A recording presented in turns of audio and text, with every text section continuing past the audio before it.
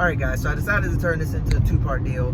Hope you guys enjoyed part one. Welcome back. Be sure to hit the like button, subscribe to the channel, turn the notification bell, all that. Just let YouTube know I'm making some halfway decent videos, and so my videos might get out there to a few people that it may can actually help. So thank you to everyone who has done it already. I appreciate it. If you guys could, that would be awesome. I would really thank you a lot for that. I do thank you a lot for that.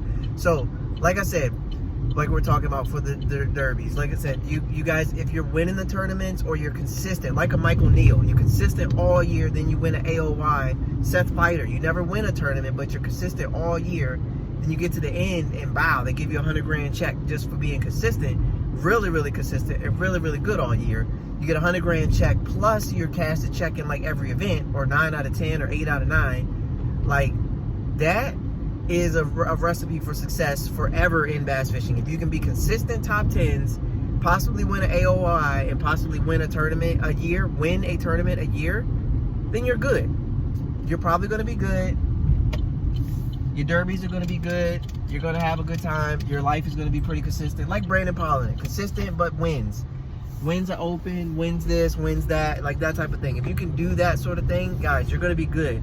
But for the rest of us, if you're not winning and you just entering tournaments and just finishing in like 30th and 50th and junk like that, like, it's not profitable, man. Like, you're just gonna go broke, dude. You're gonna be paying boat payments, tournament entry fees, more and more tackle, thinking that tackle's the answer, like more and more rods and reels. You're just gonna keep buying stuff, and the reality is you're gonna be right there broke. Like, buying a crankbait is not a good investment relative to some other good investments. You can take your fishing budget, take the same amount of money that you spend on fishing lures, put that money in an interest-bearing savings account, let it sit, right? Buy some Dogecoin or something, right? Like, buy something with the money that you would normally spend on fishing tackle and just let it sit and see where it goes. You would do so much better than you would do actually paying money in fishing tournaments. And that sucks,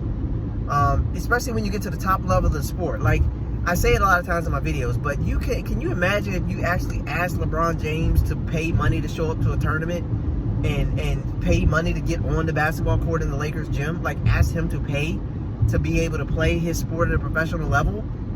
It's the dumbest concept in the world, but yet us as bass anglers are okay with paying entry fees to get into a tournament, to try to win our entry fee back. It makes no sense. It's mind-blowing. You'll pay an entry fee to get into a tournament as a professional, the highest level of your sport, you're paying to get into it.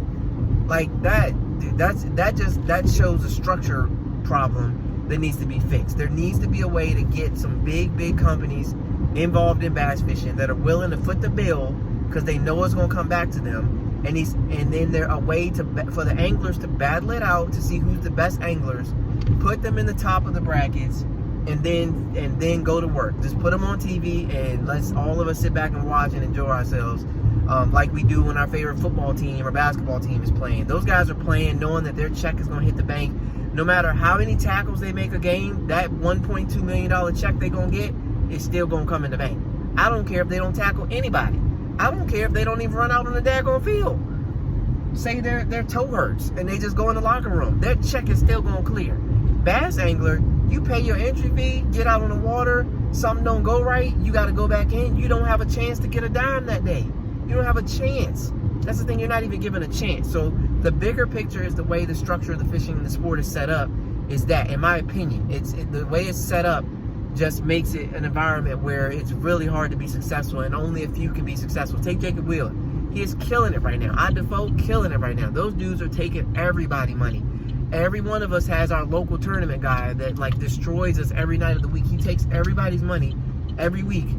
He's living good. Everybody else is just donating. You're all donating. The guy told me that when I first started fishing, when I started getting into tournaments. He was like, there's guys that consistently win money, and then there's guys that donate. And he was like, right now, the majority of y'all are just donators because y'all just started fishing. Y'all so happy. Y'all go throw $100 down on a tournament, and those dudes see you coming. They eat your money. They know your money's going right from you right to their pocket. They know that before you even make your first cast. They know that all you're doing is making a donation. They guarantee they know that you're just making a donation. So that's unfortunate, you know, for some people.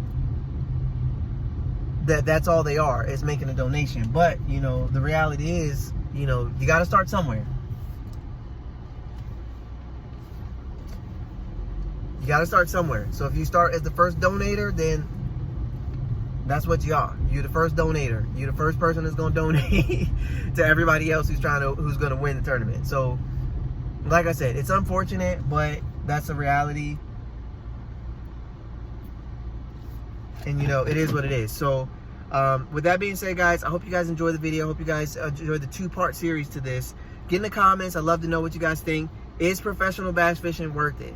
To a certain extent. I know we love it, and the reality is you don't really get into bass fishing to kind of become a millionaire. You know, the old saying is, you get the way to become a millionaire in bass fishing is to start as like a 2 millionaire, and then you may become a 1 millionaire in bass fishing. Once you spend all your money and go broke and lose all the time, you might end up with just $1 million left. The acronym for boat, bust out another 1,000. Like, every acronym for fishing just involves money. So with that being said, it's not very lucrative, but a lot of us get into it because it's fun. We enjoy it. We're passionate about it.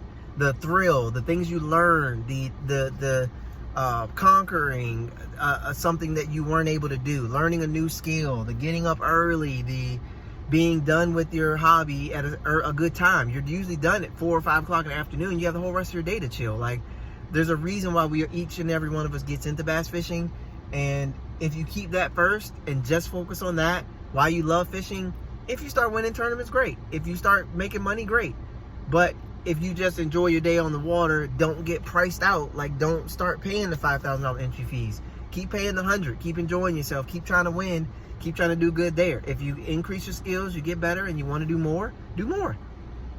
Bump your way up there. Do what you can. Because, again, Seth Feider's not going to tell you to quit fishing. Brandon Polinick, they're not going to tell you to quit fishing because they're doing good at it. And they work their butts off to get to where they're at. They put in that work. They grinded. They fought every battle they can fight to get to where they're at. And they ain't looking back at all. But they had to get there. And they had to pay their entry fee. And I'm sure they each donated to plenty of people on their way up. And they took a lot of money on their way up as well. So I said all that to say, where you're passionate at, you got to put your money and you got to go for it. Sometimes there's guys out there that if they just spend all their money bass fishing, they lose their money bass fishing. They're just as happy as can be. They got out there with their friends. They made some memories. They had a great time. There's nothing wrong with that, man. If you work hard for your money and you spend your money where you want to spend your money, there's nothing wrong with that. That's you living your life and enjoying yourself. So that's fantastic. Do what you want to do. Can't take it with you. Enjoy yourself, man. Do your thing. But you got to put it in perspective. You know, that if that's what you want to do, great. If you want to be great, you want to win, you got to put in that time. You got to put in that work, and it's going to cost you until things shift. And either way, it's still going to cost you. So anyways, like I said, hope you guys enjoy. 2-parter, more videos coming. Stay tuned. I appreciate each and every one of you. Bass and Furious TV, another episode. Thank you all. Peace, peace. Catch you guys on the next one. I'm out.